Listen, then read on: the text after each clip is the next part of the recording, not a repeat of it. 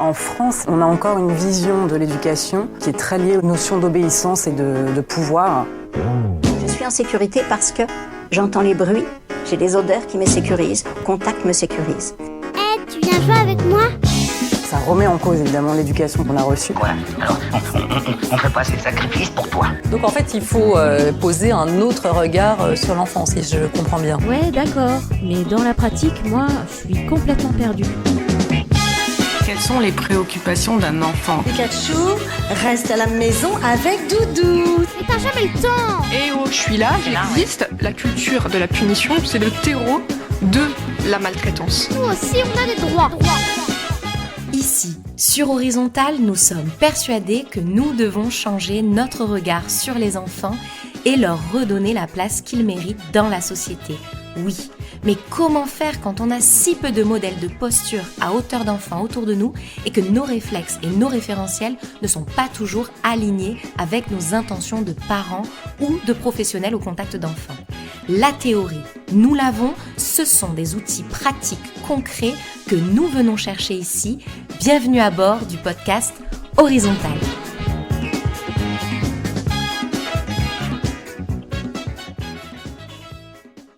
Bonjour Marie. Bonjour Charlène. Merci d'avoir accepté mon invitation. Je suis vraiment très heureuse et très impressionnée de t'interviewer. Impressionnée ? Ah bah oui. Ouais. Ça fait longtemps que je suis tes publications sur Instagram, donc du coup j'ai toujours l'impression de rencontrer quelqu'un que je connais, mais ouais, c'est un peu l'effet que ça fait parfois. Exactement. Marie, avant de commencer toutes mes questions, je vais te laisser te présenter de la façon dont tu le souhaites. Ok, écoute, moi je m'appelle Marie Coget, je suis coach parental. Donc voilà, globalement, ce que je fais, c'est que j'aide les parents à retrouver plus de plaisir, plus de sérénité, plus d'énergie dans leur parentalité. Et je fais ça principalement à 2 niveaux. Donc, il y a toute une partie où c'est du coaching parental pur, où on va aborder des questions éducationnelles, des questions de posture parentale, d'émotions, etc., de la relation entre le parent et l'enfant. Et puis, je suis également formée pour traiter le burn-out parental. Donc, ça, c'est aussi un autre gros volet où on va aborder en fait plein d'autres domaines qui sont liés à la parentalité, mais qui ne sont pas toujours la parentalité en tant que telle. Parce qu'évidemment, le burn-out parental, ça se crée à cause de plein de facteurs différents, plein de stresseurs différents qui viennent impacter la manière dont on se sent, mais globalement, et dans sa parentalité. Mais c'est pas que mes enfants sont difficiles, donc je suis en burn-out parental, quoi. Ça vient toucher plein d'autres domaines de la vie, et donc ça, c'est hyper... c'est passionnant parce que là, dans ces accompagnements-là, on peut vraiment voir chaque petite pièce du puzzle qui va bouger, qui va bien se mettre. Et du coup, on va souvent avoir un effet domino, en fait, entre... Voilà, on va identifier 2-3 petites choses et bam, ça va tout de suite avoir un effet domino sur d'autres domaines qui sont aussi des stresseurs. Donc voilà, c'est super chouette de faire ça avec les parents. Ok. Tu as des enfants, Marie ? Ouais, je suis maman de 2 filles. Ok. Ouais, et là, mon aînée, elle a eu 7 ans hier et ma deuxième a quasi 5 ans là. Donc voilà. Ah cool, 7 ans hier, tu vois, nos enfants sont nés le même jour, tu vois. Arrête, c'est vrai ? Ouais, c'est chouette. Ils ont 5 ans d'écart. Ah, mais donc ton fils, il a eu 3 ans là alors ? 2 ans. Ah, 2 ans. 2 ans. Ah génial, félicitations. Ouais, c'est le hasard. Bon, la première question que je voudrais te poser, Marie, c'est comment est-ce que tu caractérises l'éducation que tu as reçue, toi, en tant qu'enfant ? Ouais. Moi, je dirais que j'ai une éducation assez traditionnelle, dans le sens où les rôles étaient clairement définis. Mon père travaillait, ma mère a arrêté de travailler quand elle nous a eus, mon frère, ma sœur et moi. Et donc, c'était très clair, en fait. C'était ma maman qui s'occupait de toutes les questions éducationnelles et du quotidien. Et mon père travaillait pour subvenir aux besoins de la famille. Donc, dans ce sens-là, c'était assez traditionnel. J'ai pas eu une éducation très autoritaire. Donc, j'ai jamais eu de fessée, pas vraiment de punition. Par contre, parfois, tu vois, des menaces ou du chantage, mais plus plus quand je sentais que ma maman était dépassée, en fait, et elle savait plus quoi faire. Donc, je dirais que moi, ce qui a principalement caractérisé mon enfance, c'est le manque de compétences émotionnelles de ma maman. Bon, je dis ça avec beaucoup d'amour, hein. Elle a fait ce qu'elle pouvait et on a toujours été sa priorité. Mais c'est vrai que je me rends compte que j'ai très vite pris un rôle qui n'était pas nécessairement le mien. Moi, je suis la dernière d'une fratrie de 3.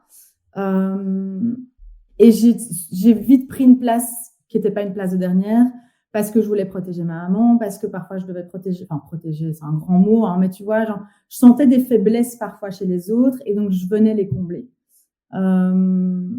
Donc, ouais, je trouve que ça, c'est vraiment ce côté émotionnel qui a eu un impact sur moi, je dirais, dans mon enfance. Et ce qui est intéressant dans ce que tu dis, c'est que on comprend que très vite, les enfants, ils voient quand l'adulte est dépassé. Ouais. C'est parce que tu vois, tu dis, je me souviens que ma maman était dépassée. Ils nous voient, en fait, déborder, en fait. Ouais, et je trouve que moi, j'ai vraiment ressenti ça. Bon, après coup, voilà, tu peux analyser et mettre des mots, mais je me rends compte que petite, je me sentais fort en insécurité de par le fait que ma maman n'arrivait pas à prendre sur elle, tu vois, ce côté émotionnel et à dire, ça, c'est ma part. Ça m'appartient. Et en fait, il y avait beaucoup de débordements parfois et on voyait parfois beaucoup de choses qu'on n'aurait peut-être pas dû voir au niveau émotionnel. Ouais, je comprends. Je dis pas que on peut pas montrer ses émotions à ses enfants, mais il faut quand même réussir à le faire dans la juste mesure pour qu'il n'y ait pas en face un enfant qui se dise c'est peut-être de ma faute en fait. Tu vois. En fait, se responsabiliser face à ce qu'on ressent. Là, si je déborde, c'est moi qui ne sais pas gérer, c'est pas toi qui exagère, quoi. Tout à fait. Et je prends mes responsabilités. Et si je me rends compte que je suis tout le temps à fleur de peau parce que j'ai ma propre histoire et mes propres traumas, alors je fais ce qu'il faut pour aller mieux, en fait. Tu vois. Et ça, malheureusement, il n'y a pas eu. Et puis, je trouve aussi, tu vois, moi, ma maman, comme je disais au début, elle s'est démenée encore aujourd'hui. Hein, elle se démène pour nous, pour ses petits-enfants. Et franchement, c'est un cœur. Mais il y a quand même eu cette image de la mère sacrificielle qui était pas hyper épanouie, tu vois. Et donc, forcément, en tant qu'enfant, tu te dis, si elle est pas heureuse, c'est de notre faute, vu qu'elle passe tout son temps avec nous, tu vois.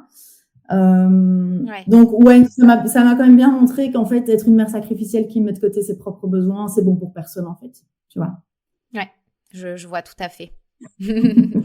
Et je trouve que c'est déculpabilisant aussi d'entendre ça en tant que maman parce que on culpabilise dès qu'on prend un peu de temps pour soi. En tout cas, moi, je fais partie de ces personnes-là qui comptent. Oh là là, je l'ai laissé combien d'heures seule. Et en fait, ils ont besoin aussi de voir qu'on existe sans eux, qu'ils existent sans nous. Et c'est un équilibre sur la globalité à trouver. Et effectivement, moi, ça me parle beaucoup ce côté... finalement, elle nous a tout donné et parce qu'elle se donnait pas grand-chose à elle, à la fin, on a quand même des carences, quoi. C'est quand même Mais oui, et en fait, je trouve que en te mettant dans ce rôle-là de dire mes enfants sont le centre de mon monde, du coup, ça met un poids énorme sur les enfants, tu vois. Ça veut dire que si nous, on la rend pas heureuse, elle a pas de boulot où elle peut s'épanouir en dehors, elle voit peut-être pas assez ses copines et donc elle a pas de soupape, en fait. C'est genre, soit nous, on est cool et on la rend heureuse, alors qu'en fait, c'est pas notre responsabilité. Ou bien, on voit juste une mère qui est malheureuse, tu vois. Donc, je trouve que c'est pas hyper sain, en fait, comme relation de pouvoir que ça crée au niveau émotionnel. C'est pas hyper sain. Et aujourd'hui, est-ce que tu sens des empreintes de ça en tant qu'adulte? Est-ce que tu t'es dit, tiens, j'ai cette lacune ou j'ai cette difficulté? Ça peut être de l'estime de toi ou des croyances limitantes. Tu sens les empreintes d'avoir grandi dans cet environnement-là? Je sens... ça va beaucoup mieux aujourd'hui. Mais moi, j'ai toujours été quelqu'un, jusqu'à il y a quelques années, qui était très fort dans le contrôle, tu vois. En fait, il faut que je fasse en sorte que tout se passe comme je l'ai en tête. Et je crois que ça vient un peu de cette idée de j'ai pris une place qui n'était pas la mienne, tu vois. J'ai parfois dû prendre soin de ma maman alors que c'était pas mon rôle. Enfin, en tout cas, pas à ce niveau-là. j'ai parfois dû prendre soin de ma sœur qui avait d'autres soucis ou faire un peu l'arbitre parce que dans la fratrie, ça se passait pas toujours bien. Mais donc, tu vois, c'est toujours, OK, si je contrôle bien tout va bien se passer, tu vois. Et comme la variable d'ajustement. Oui, tu vois, c'est genre, OK, j'analyse la pièce, je sens, parce que je sens très fort les choses. Après, est-ce que ça, c'est lié à mon enfance ou c'est juste un trait de caractère ou les deux, voilà. Mais ouais, c'est vraiment, je rentre dans une pièce, je sens, OK, je vois des regards, qu'est-ce qui se passe, qu'est-ce que moi je peux faire pour garder le contrôle et pour faire en sorte que ça parte pas en vrille, tu vois. Ouais, je comprends. Donc ça, je pense que ça vient quand même un peu de là et puis ouais, ce côté prendre soin des autres avant de prendre soin de moi et faire en sorte que tout le monde se sente bien et du coup effacer moi mes propres besoins, mes propres états d'âme, mes propres émotions. Évidemment que ça vient de là, tu vois. Enfin, oui. Quand t'es un peu en hypervigilance comme ça pendant des années OK, si moi je veux me sentir en sécurité, je dois faire ça, si je veux que tout le monde se sente bien. Évidemment que tu vas rentrer un peu dans le people pleasing et dire OK, c'est bon, tant pis pour moi, tant que tout se passe bien, c'est OK, c'est le principal, tu vois. Oui, et se remettre dans une posture un peu sacrifice et en oublier ses propres besoins. Finalement, en prenant soin de nous, on montre à nos enfants comment demain prendre soin d'eux. C'est ça aussi peut-être qu'il faut se dire. Mais bien sûr. Ouais. Et c'est ça qui m'a... tu vois, à un moment, je me suis dit, mais je peux pas montrer ça comme exemple à mes filles. Moi, je peux pas faire vivre à mes filles ce que moi, j'ai vraiment pas eu une enfance difficile, hein. Tu vois, j'ai une bonne enfance, mais au niveau émotionnel, en tout cas, je peux pas faire vivre à mes filles ce que moi j'ai vécu. Je peux pas leur faire porter un poids qui leur appartient pas. Donc, je peux pas leur envoyer cette image de la mère sacrificielle qui fait tout pour ses enfants et qui laisse son bien-être émotionnel dépendre de ses enfants et de l'état émotionnel de ses enfants, tu vois. Enfin, en fait, c'est ma responsabilité.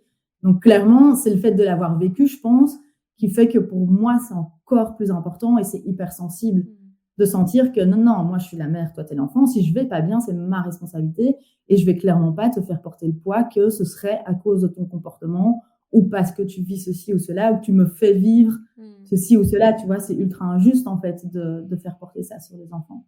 Et du coup, quand tu es devenue maman, pourquoi tu t'as choisi de du coup t'inscrire dans cette approche éducative non violente? Enfin, je vois au travers de tes posts que tu défends quand même une posture au maximum à hauteur d'enfant. Comment tu as transité là d'enfant à maman, enfin d'adulte à puis maman? En fait, je pense que déjà, c'est un truc que j'ai eu toujours en moi, tu vois. J'ai toujours été hyper sensible aux relations de pouvoir qu'il pouvait y avoir entre des parents et leurs enfants, tu vois. J'ai des souvenirs comme ça de quand j'étais petite et franchement, je devais pas être très âgée. Je vais avoir 8, 9, 10 ans. Genre chez mes oncles, j'ai quelques oncles qui étaient très autoritaires, assez violents, tu vois, à crier fort, à donner des fessées et tout. Et j'ai des images comme ça de moi dans ce cas-là, de me dire, mais non, en fait, comment est-ce qu'il peut croire que c'est en traitant ses enfants, donc mes cousins et cousines, comme ça qu'il va obtenir ce qu'il veut, en fait. Déjà là, il y a un truc qui se faisait dans la tête de dire, non, c'est pas comme ça, en fait, qu'on fait. Et j'ai eu la chance, malgré que mon papa soit pas très présent au quotidien et pas hyper investi au niveau parentalité quotidienne, mon père, c'est pas du tout quelqu'un de colérique. Donc, je pense qu'il nous a jamais crié dessus. Bon, voilà, il a d'autres mécanismes de gestion de ses émotions. Il est plutôt dans la fuite, c'est peut-être pas mieux, mais c'est vrai que du coup, j'ai jamais eu un papa violent verbalement ou dans les gestes. Et donc, j'ai tout de suite pu sentir que, en fait, moi, j'ai l'impression que je respecte beaucoup plus mon père que mes cousins, cousines ne respectaient le leur, alors que mon père, il ne criait pas dessus, tu vois. Donc, j'ai tout de suite eu un peu cette sensibilité de me dire, ouais, à mon avis, pas nécessaire, quoi. Ouais. Pas nécessaire. Et quand on dit, ouais, il faut se faire respecter, non, parce qu'en fait, moi, je respecte mon père alors qu'il ne me crie jamais dessus, tu vois. Et je le respecte probablement beaucoup plus. Donc, tu vois, il y a toujours eu ça un peu en moi. Et puis, moi, je suis aussi quelqu'un qui Bon, après, je crois que c'est lié aussi à mon enfance, etc. Je suis ultra sensible à l'injustice, aux incohérences.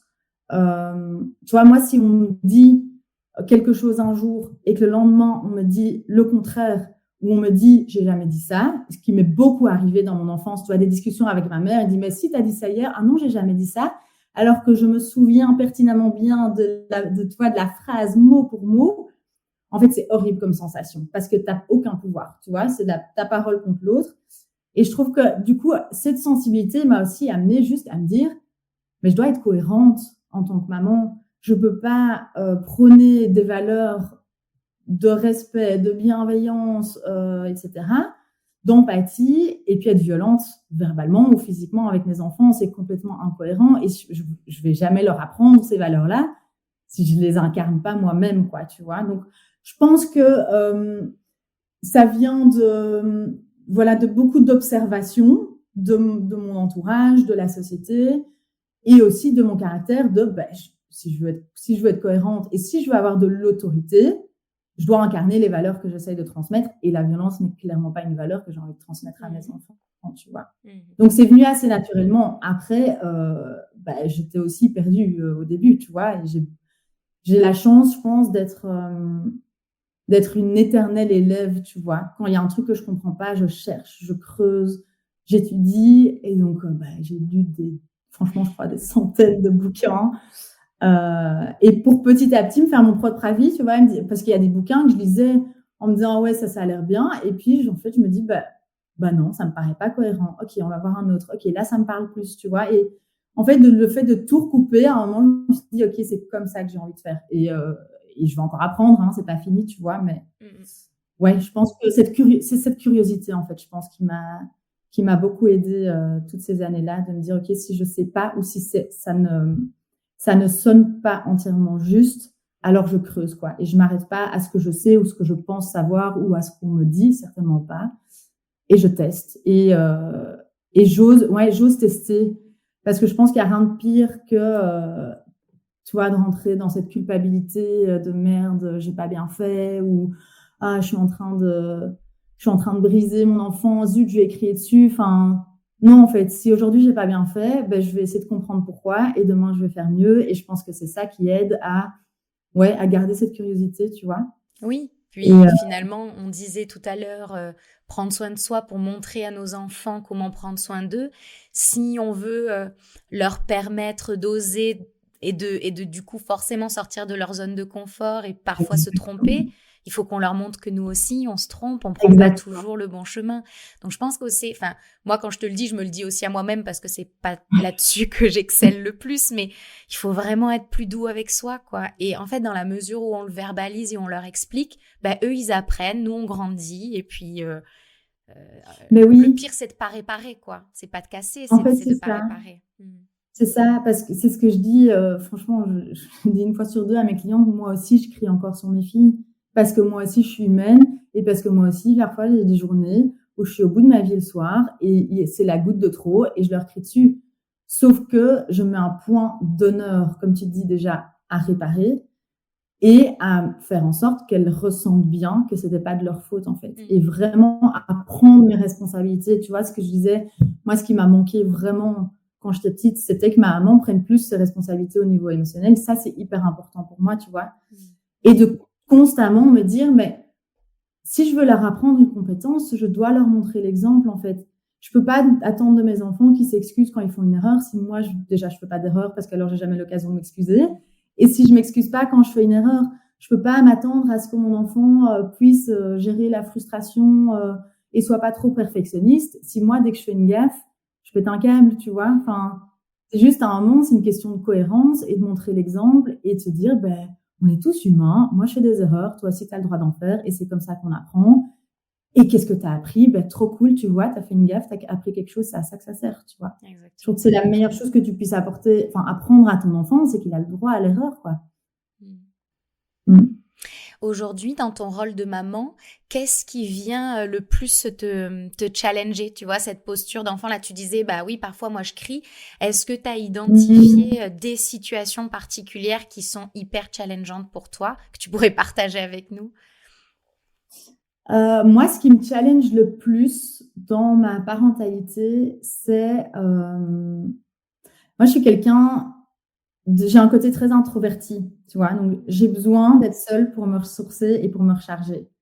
Sauf que quand t'es maman et que t'as 2 enfants, c'est pas hyper simple. Et donc, moi, ce qui me challenge vraiment le plus, c'est de trouver cet équilibre. Et quand je me sens sursollicitée ou que je me sens envahie, ça c'est vraiment pas une chouette sensation pour moi. Et c'est là que je peux parfois vriller, enfin gentiment, hein, tu vois, je sais pas. Déborder, quoi.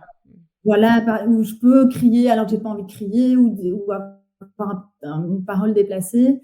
C'est vraiment quand je sens cette sollicitation, tout ce qui m'envahit comme ça, de me dire mais est-ce que vous pouvez pas juste vous débrouiller sans moi, tu vois? Et je crois que ça rejoint aussi un peu ça vient, je pense, de mon enfance où toi, tu es tout le temps en hypervigilance de OK, est-ce que tout se passe bien? Est-ce que quelqu'un risque à un moment de dire un mot de travers? Et en fait, j'ai été beaucoup sursollicitée, je pense, et en hypervigilance. Et donc, aujourd'hui, ça vient tout de suite me déclencher, tu vois. Je pense que ça, c'est pour moi le plus challengeant. Et du coup, tu demandais ce que je fais pour y pallier, c'est ça? Bah oui, c'est intéressant que tu partages avec nous, oui, peut-être une difficulté et que tu nous donnes quelques astuces pour pallier. Alors, peut-être que si d'autres personnes se sentent aussi flanchées dans ces moments où le vase il déborde, on sait plus par quel bout prendre la soirée ou le moment qu'on vit avec ses enfants. Ça peut être intéressant que tu partages des astuces sur comment tu gères ça, ouais. En fait, moi, à ce niveau-là, je trouve qu'il y a vraiment 2 choses qui... ça se joue à 2 niveaux pour moi. Tu vois, il y a le côté dans l'instant, où tu es déjà trop loin et qu'est-ce que tu peux faire alors pour redescendre rapidement et éviter que ça parte en escalade totale. Et là, moi, ce qui m'aide vraiment, c'est juste c'est tout simple, hein, faire une pause, en fait. Ou juste recommencer et dire à mes filles, OK, là, j'aime pas la manière dont ça s'est passé. Est-ce qu'on peut recommencer, tu vois? Ouais.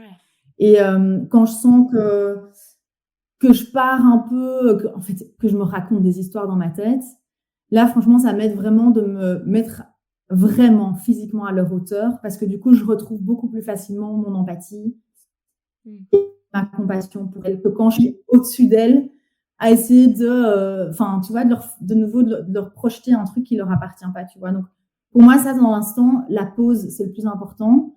Pas hésiter j'hésite pas à dire à mes filles parfois, on règle ça dans 5 minutes, tu vois, genre, OK, là, je besoin de 5 minutes pour moi, je vais prendre l'air, je bois un verre d'eau, j'en sais rien.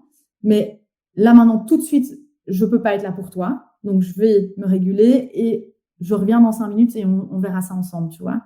Elles acceptent, elles comprennent cette posture, tes filles? Comment elles réagissent? Ouais, aujourd'hui, oui, et pas toujours.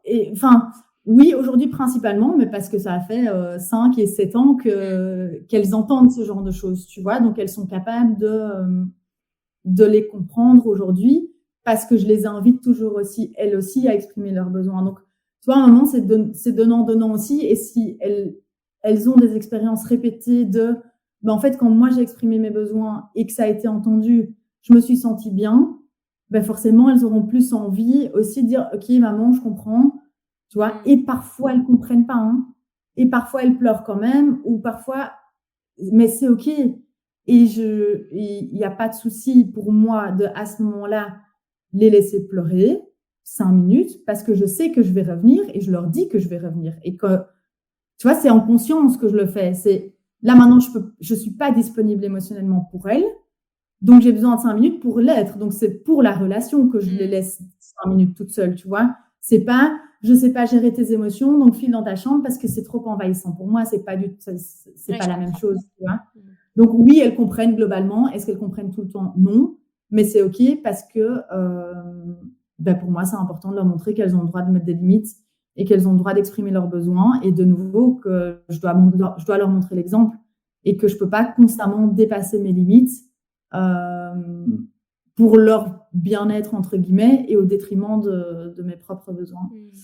Donc ça, c'est pour dans l'instant. Et sinon, pour éviter le plus possible, tu vois, ces situations où moi, je me sens sursollicitée, envahie, j'essaye d'être ultra attentive à ma santé mentale et émotionnelle de manière générale, tu vois. Un truc que je fais depuis 6 mois, 1 an, je pense, c'est que je me lève avant mes enfants. En fait, je me suis rendu compte à un moment donné, bon, et si elles sont plus grandes, c'est plus facile aussi, hein, tu vois. Et j'ai un mari qui est à la maison et je peux me permettre de sortir de la maison à 6h30 du matin et il y a quelqu'un avec elle, quoi. Mais je me suis vraiment rendu compte que pour moi, me faire réveiller par mes filles le matin, et si le premier mot que j'entends, c'est maman, c'est trop envahissant pour moi, tu vois. C'est genre, je rentre, en fait, si dès le réveil, je dois tout de suite rentrer dans ce rôle de je donne et je m'efface. Enfin voilà, pour moi, la journée, elle commence pas bien. Tu pars en négatif, quoi. En faisant l'effort de me lever plus tôt. Ouais, c'est ça, tu commences tout de suite en étant agacée, tu vois. Enfin, en tout cas, moi, je suis tout de suite agacée, quoi. Surtout que ma deuxième, elle est très, très, très, très maman. Donc, c'est intense. Et donc, je sais que je peux pas commencer ma journée avec ça, tu vois. Et vraiment, ça m'aide beaucoup de sortir le matin, d'aller me balader 20 minutes, prendre ma douche en silence quand tout le monde dort encore. Et du coup, quand les filles se réveillent, je suis pleinement disponible. Et ça, c'est hyper cool. Et j'ai déjà commencé ma journée à prendre soin de moi, à prendre ma douche, à m'habiller comme je voulais et pas, tu vois, pas entre 2 trucs, en devant habiller 2 filles en même temps, en devant prendre le petit-déj. Juste, j'ai pris le temps de prendre ma douche, de m'habiller, de me préparer. J'ai été me balader. Donc, en fait, quoi qu'il se passe dans ma journée, j'ai déjà pris du temps pour moi, tu vois. Ouais, et ça, c'est hyper chouette comme ouais, et ça, c'est hyper chouette comme sentiment parce que du coup, après, je suis vachement plus dispo pour elle. Ouais, et puis globalement, juste m'autoriser à dire là, j'ai besoin de temps pour moi, tu vois. M'autoriser un truc qu'on avait très fort au début dans notre parentalité avec mon mari, c'est que, tu vois, le week-end, on se mettait un peu cette pression, principalement moi, je pense, il faut qu'on fasse des trucs à 3 ou à 4, quoi. Donc, les 2 parents avec les enfants. Parce que il faut rattraper un peu le temps. Et en fait, maintenant, depuis quelques années, je m'autorise beaucoup plus à dire, en fait, là, j'ai besoin de quelques heures seule à la maison. Donc, si ça te va, je vais pas venir chez tes parents avec toi, avec les enfants, tu vois. Et ça, c'est génial parce que du coup, quand on fait des trucs à 4, on en fait plein, hein, c'est avec une réelle envie de passer du bon temps et c'est avec un réel élan, tu vois. Et c'est pas dans la douleur et la souffrance et en fait, je rêve juste d'être dans mon canapé avec un bouquin et là, je suis à la peine de jeu, ça me saoule, tu vois. Et je trouve que c'est génial aussi parce que le fait de moi avoir commencé à plus exprimer ça, mon mari aussi prend plus cette place-là de OK, en fait, là, c'est quoi, j'ai besoin d'une demi-journée tout seul, ça te va? OK, nickel, et demain, on inverse. Et en fait, c'est trop chouette parce que du coup, les filles, le parent avec lequel elles sont à ce moment-là, il est cool, il est bien, il est content d'être là. Et quand elles reviennent et qu'elles retrouvent l'autre parent qui a pris du temps pour lui, il est ultra dispo et on passe du bon temps. Et en fait, c'est juste sortir de cette injonction à faire tout le temps des trucs en famille et tout le temps à 4. Tu vois, parfois, j'ai envie de juste aller faire un truc avec ma grande. Parfois, j'ai envie d'aller juste faire un truc avec la petite. Et on n'est pas obligé de tout le temps tout faire ensemble, quoi, tu vois. Yes. Je trouve que ça, c'est un énorme poids quand on s'autorise ça. Ça enlève un gros poids, tu vois. Et ça permet de beaucoup plus être à l'écoute de soi, de ses besoins, de ses envies. Et je trouve que ça montre aussi aux enfants que on n'est pas obligé de toujours avoir envie de faire les mêmes trucs en même temps, tu vois. C'est OK, peut-être qu'aujourd'hui, il y en a 2 qui veulent aller à la jeu et il y en a 2 qui veulent aller se balader. Si chacune a un parent qui est OK de faire l'un ou l'autre, pourquoi pas se séparer et faire les trucs qu'on a envie de faire, tu vois. Ouais. Donc, ouais, ça m'aide beaucoup et ça enlève cette pression, je trouve. Ouais, carrément. De devoir être tout le temps maman, tu vois. Ouais. Tout à l'heure, tu parlais de conscience. Est-ce que c'est ça pour toi qui est essentiel finalement pour s'inscrire dans cette dans cette dynamique non violente, la plus respectueuse des droits de nos enfants. Est-ce que c'est pas... Tu vois, parce que pour moi, toute cette approche-là, alors là, toi, tu dis que tu n'as pas forcément une éducation ou une enfance violente, mais donc t'expliquais plutôt l'aspect émotionnel de ta maman. Mais quand on a reçu... c'est pas si simple de déformater, je trouve. C'est ça que je voulais dire. Et finalement, est-ce que c'est pas en mettant de la conscience dans tout ce qu'on fait que déjà, en fait, on prend conscience de ce qui nous convient et de ce qui nous convient pas? Et tu parles souvent de ça aussi dans tes contenus et j'aimerais bien que tu nous expliques. En fait, pour moi, la conscience, c'est la base dans le sens où si tu sais, tu vois, si tu fonctionnes constamment en pilote automatique, tu as des réactions automatiques et tu te poses jamais la question de te demander pourquoi est-ce que je réagis comme ça? Qu'est-ce que c'est venu me toucher chez moi, tu vois? Ou est-ce que l'émotion, elle m'appartient ou est-ce que je suis en train de projeter un truc sur mon enfant? Est-ce que la manière dont je me comporte maintenant ou la manière dont je réagis, est-ce qu'elle est alignée avec mes valeurs, mes objectifs, ma vision ou pas? Tu vois, je trouve que si tu mets pas un minimum de conscience sur comment tu te comportes, comment tu réagis, et du coup, tu prends pas mettre de la conscience, c'est prendre ses responsabilités, tu vois. C'est retrouver son pouvoir. Et c'est pouvoir juste se dire, OK, j'ai réagi comme ça. Qu'est-ce que ça veut dire? Qu'est-ce que ça veut dire sur moi? Qu'est-ce que ça veut dire sur la situation? Qu'est-ce que ça veut dire sur une blessure que j'aurais peut-être pas encore guérie ou sur laquelle j'aurais peut-être pas encore mis assez de lumière? C'est important, tu vois. Et donc, je trouve qu'il y a cette conscience individuelle et émotionnelle. Et puis, il y a aussi la conscience de je veux aller où je veux aller vers où dans ma parentalité? Est-ce que je fonctionne à l'aveugle ou est-ce que j'ai des valeurs claires? Est-ce que j'ai des objectifs clairs? Est-ce que j'ai une réelle vision qui fait que je peux agir en conscience, tu vois, et qui fait que quand je vais être face à 2 choix ou à plusieurs choix, je vais pouvoir prendre la décision qui est la plus alignée avec ma vision. Tu vois, au niveau de la conscience, oui, il y a la conscience émotionnelle et personnelle de comment je réagis, qu'est-ce que ça vient toucher chez moi, est-ce que je fais des projections, etc. Et il y a aussi cette idée de conscience de la direction que j'ai envie de prendre, tu vois. Et je trouve que c'est ça qui est hyper important. Il y a beaucoup de parents, et voilà, chacun fait avec les connaissances et les compétences qu'il a, mais qui fonctionnent juste à l'aveugle, tu vois. Ils ont des enfants, ils reproduisent ce qu'ils ont connu ou ils vont complètement à l'encontre de ce qu'ils ont connu parce qu'ils n'ont pas aimé la façon dont ils ont élevé. Mais en fait, dans les 2 cas, ton point de référence, ça reste quand même l'éducation que tu as reçue. Alors que je trouve que la vraie conscience, c'est quand tu te détaches de ce que tu as reçu, tu vois, et que tu peux dire, OK, mais moi, qui je suis? Qu'est-ce qui est important pour moi? Quelles valeurs j'ai envie de transmettre à mes enfants? Quels sont mes objectifs à long terme? Et du coup, comment est-ce que je peux me comporter aujourd'hui pour venir soutenir cette vision et ces objectifs et ces valeurs? Mais pour ça, tu es obligé de te poser des questions à un moment donné. Tu peux pas espérer aller dans une certaine direction si tu sais pas vers où tu vas et si tu n'as pas déterminé quelle était ta direction. Oui, et je pense qu'il y a aussi quelle est la vision, qu'est-ce que je veux transmettre. Il y a aussi mes besoins à l'instant T.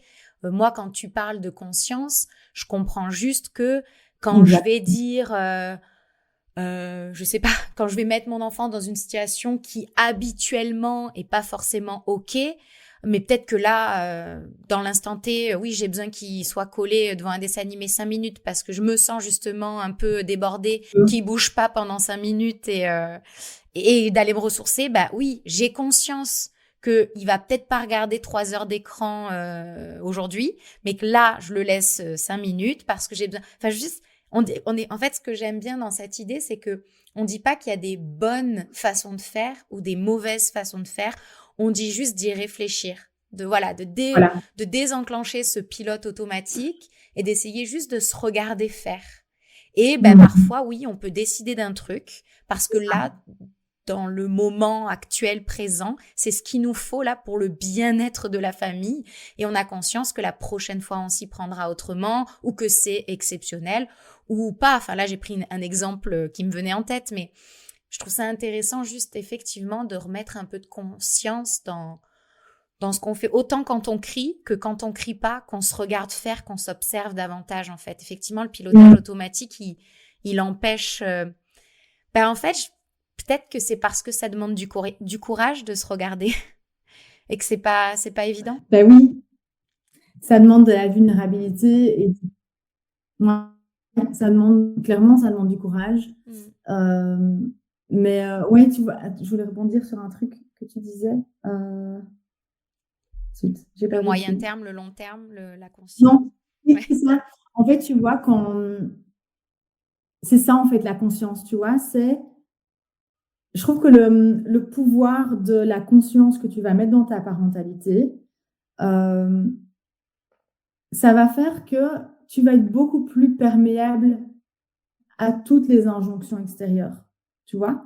Parce que si toi, ta direction, elle est claire et que tu sais pourquoi tu fais les choses, tu vois, comme tu disais, si tu sais que là, maintenant, tu as besoin d'un break et que la seule manière d'avoir un break, c'est de mettre ton enfant un quart d'heure devant un dessin animé parce que derrière, t'auras soufflé et tu pourras de nouveau être la maman que tu as envie d'être. Mais ça, c'est un choix en conscience. Et donc, tu peux te détacher complètement de toutes les personnes qui te disent « Ah non, pas d'écran, non, tu es en train de foutre en l'air ton enfant, etc. » Non, parce que là, maintenant, c'est ce qui est important pour nous et ce qui va venir servir notre relation et le reste de la journée, tu vois. Et donc, juste en mettant de la conscience, tu reprends ton pouvoir et tu dis « Mais et t'arrives de nouveau à te refocaliser sur toi et ta famille et ton enfant, tu vois, et qu'est-ce qui est bon pour nous et pas qu'est-ce que la société me dit que je dois faire, tu vois. Et je trouve que c'est ça qui est hyper puissant et hyper précieux parce que, ouais, du coup, tu fais tes propres choix, quoi. Et t'as plus besoin de te justifier, tu vois.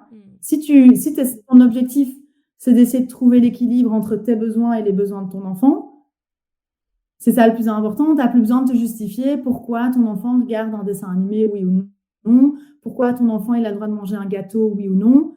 C'est comme ça que ça fonctionne bien pour nous. C'est ce qui est le plus harmonieux et le plus doux pour nous.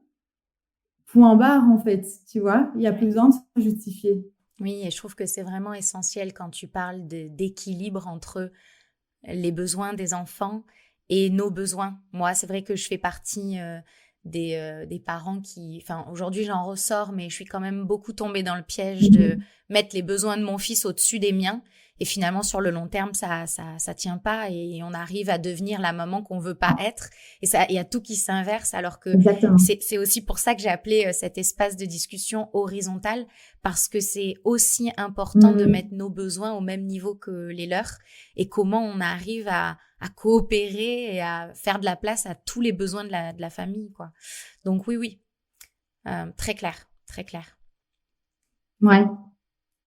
En fait, je me rends compte souvent que il y a beaucoup de parents qui passent par ces étapes, tu vois, qui commencent par une prise de conscience de je veux pas éduquer mon enfant dans la violence, je veux être un parent bienveillant, etc. Et qui du coup quasi systématiquement passe par une phase où il s'efface un petit peu, tu vois, et c'est les besoins de mon enfant avant tout. Et puis souvent, soit c'est une prise de conscience sans devoir passer par du dur, ou bien tu as des parents qui rentrent dans une phase d'épuisement, en fait, je suis pas la mère que j'ai envie d'être, je me reconnais pas, je suis au bout du rouleau, je suis épuisée, je suis passée par là aussi, tu vois. Et c'est là que je me suis rendu compte que, oui, les besoins de mon enfant, c'est super important, mais si c'est au détriment de mes propres besoins, ça sert à rien, en fait. Parce que si moi, je suis plus là et je suis pas une bonne mère, je peux avoir répondu autant que je veux aux besoins de mes enfants avant, non, si je suis plus là et ça sert personne, tu vois. Oui, et donc, je trouve que souvent, oui, tu vois, c'est hyper difficile de trouver cet équilibre. Mais à un moment, de nouveau, si tu sais pourquoi tu le fais, et si tu as cette vision long terme de j'ai quand même envie d'avoir une chouette relation avec mon enfant, j'ai envie de moi me sentir bien et pas de m'effacer pendant 20 ans et puis après, je vais être tout perdu parce que j'aurais fait pour mon enfant et j'aurais pas fait attention à moi, tu vois, et je me serais pas nourrie par d'autres choses. Si tu arrives à avoir cette vision long terme et qu'en parallèle, tu te dis, bah, c'est quand même mon rôle, en fait, d'apprendre à mon enfant à exprimer ses besoins, à mettre des limites, bah, ok, bah, je lui montre l'exemple. Et ça sert tout le monde, tu vois. Très, très clair, Marie. Je te remercie pour tous ces conseils et finalement, ça fait du bon sens. Ça fait du bon sens, tout ça. Est-ce qu'il y a quelque chose que tu voudrais rajouter? En fait, c'est ça, hein, c'est beaucoup de bon sens. C'est beaucoup de bon sens, tu vois. C'est juste que c'est difficile parce qu'on est dans une société où on prône plus facilement la violence que le respect et la bienveillance, tu vois, et qu'on doit beaucoup plus se justifier en tant que parent si on est bienveillant et non violent que si on est violent, tu vois. C'est quand même un non-sens, alors que si tu as un peu de bon sens et que tu te rends compte que l'enfant que tu as en face de toi, il demande qu'à apprendre, et que s'il se comporte d'une certaine manière, c'est qu'il n'a simplement pas les compétences ou les alternatives pour se comporter d'une autre manière et qu'il a besoin de toi pour lui apprendre, c'est quand même du bon sens de te dire que tu vas le faire avec respect et dans la bienveillance, parce que c'est ça les meilleures conditions pour apprendre, en fait, tu vois. Marie, j'aimerais que tu me dises, et je pense que c'est comme ça que je clôturerai toujours nos échanges, qu'est-ce que tu penses intéressant que j'invite sur ce podcast, à ce micro, qui aurait des choses intéressantes à partager? Je pense là à une femme que j'ai accompagnée, mais c'est pas pour ça que j'ai envie que tu l'interviewes. Elle s'appelle Tatiana Riekdakian. Je t'enverrai ses coordonnées si tu veux. Ouais. Et elle est créatrice d'espaces sacrés. C'est une femme hyper créative. Elle a aussi un podcast qui s'appelle Mon cœur connaît le chemin, si je me trompe pas. Ouais. Je pense à elle parce que elle a fait récemment un épisode de podcast sur son cheminement en tant que maman et sur comment le fait de devenir mère et comment la maternité la fait renaître, tu vois. Et je trouve qu'elle a vraiment, dans cet épisode-là, mais si tu échanges avec elle, elle va sûrement te donner plein d'infos intéressantes. Enfin, moi, je me suis beaucoup reconnue, en fait, dans son témoignage c'est à travers la maternité que je me suis découverte. C'est à travers la maternité que j'ai été amenée à travailler des choses en moi que j'aurais peut-être pas travaillé si j'étais pas devenue maman, tu vois. Donc voilà, je trouve qu'elle a un point de vue hyper intéressant, aussi hyper déculpabilisant, et voilà, c'est juste une chouette femme aussi, très douce, assez solaire. Donc à mon avis, elle pourra aussi t'apporter des belles choses. Ouais, on adore la douceur, on adore le soleil par ici. Ouais, exactement. Super, je me ferai un plaisir de la contacter et de lui proposer un petit canal d'échange si ça lui dit de venir nous donner des trucs et astuces concrets pour essayer de protéger nos relations avec nos enfants. Ouais. Merci beaucoup, Marie. Avec grand plaisir. Merci de m'avoir reçue, c'était super chouette de discuter avec toi. À bientôt. Salut, à bientôt. Merci. Vous venez d'écouter Horizontal, le nouveau podcast qui déverticalise les relations adultes-enfants. Si cet épisode vous a plu, n'hésitez pas à le partager autour de vous et à vous abonner sur la plateforme d'écoute. C'est le meilleur moyen de soutenir ce projet. Si vous souhaitez venir partager votre expérience, contactez-moi sur la page Instagram. Je vous remercie infiniment pour votre soutien et je vous souhaite beaucoup de douceur avec vos enfants.